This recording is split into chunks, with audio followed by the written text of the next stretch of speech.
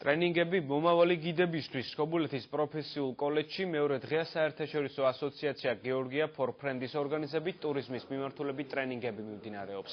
სემინარის თემაა გიდის პროფესია და ევოლუცია, ექსკურსიათმცოდნეობა. ტრენინგების მიზანი ასევე მომავალი გიდების და ტუროპერატორების გადამზადება და კვალიფიკაციის ამაღლებაა. ჩვენ გვაქვს მოკლევადიანი პროგრამები, რომლის ფარგლებშიც ვცდილობთ, რომ სტუდენტებმა მიიღონ ეფექტური ცოდნა, რომლის რეალიზებას შემდეგ იოლად მოახერხებენ ფიზიკურ გარემოში.